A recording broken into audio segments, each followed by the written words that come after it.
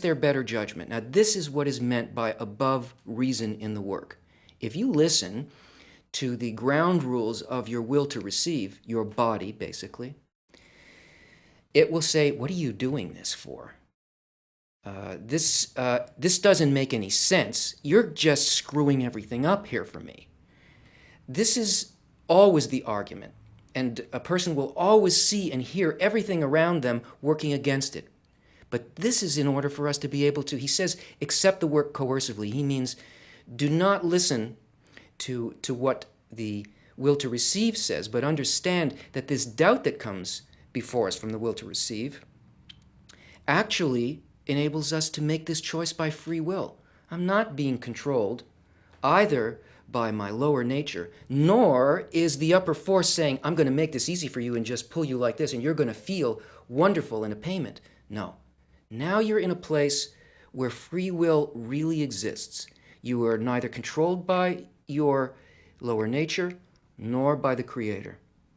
You are working in what is called a middle line. That is, it's up to you and your own intention, an individual, uncoerced intention to become like the Creator. And this is the only way, when this exists as a matter of free will within the person, to choose that path where there's no payment either way. This is the real achievement. This is the trick. And this is why all of this is hidden from us, because it's so completely opposite to our normal way of functioning through the control of our will to receive. Meaning that the body should not agree to this enslavement. For why does the Creator not shower him with vitality and delight? In fact, this is a great correction. If it were not for that, the will to receive would have agreed to this work and he would never have been able to attain Lishma. Rather, he would always work for his own good to satisfy his own desires. It is as people say, that the thief himself cries, catch the thief, and then you can't tell which is the real thief in order to catch him and to reclaim the theft.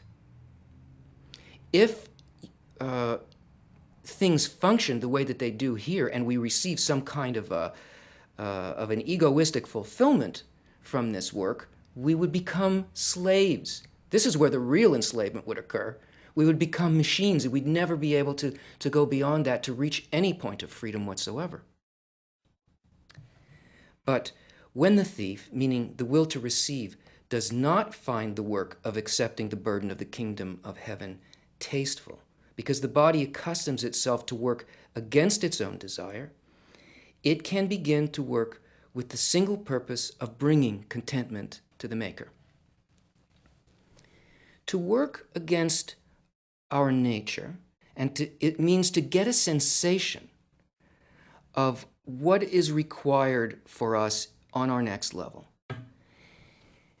When we feel a difficulty usually in the form of a doubt or a temptation, not of doing a certain kind of action.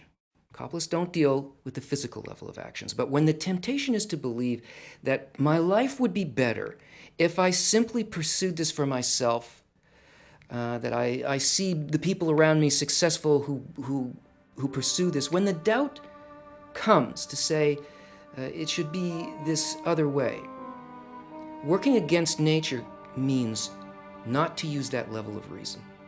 Recognize it. It's the only thing that the animate level within the person can say. What do you expect it to be? It can't be anything other than that.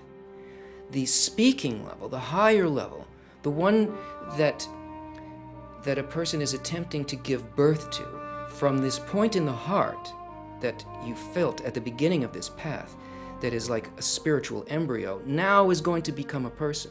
If that's going to happen, then the reason, the thinking, the logic behind how you will proceed has to be the logic of the Creator.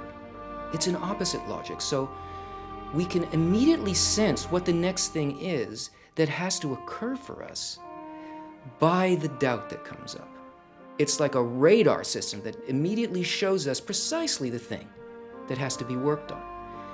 And then it is impossible to proceed except by faith here. And this is what's meant by faith, not a belief, Not like, well, some wise guy told me that this is the way that it should be, so what the heck, I'll do it and everything will be okay. No.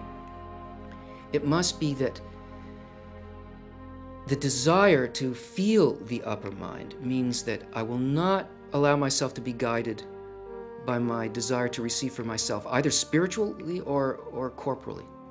That I will make the effort anyway. I'll do it as an experiment, and I will see what the results are. I will put that effort in. What will the effort give me? The effort will give me a need. Big reward. It's a huge reward, actually.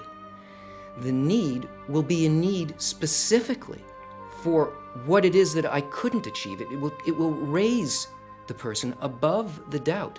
It will create not a physical vessel, but now a spiritual vessel that exists above the will to receive.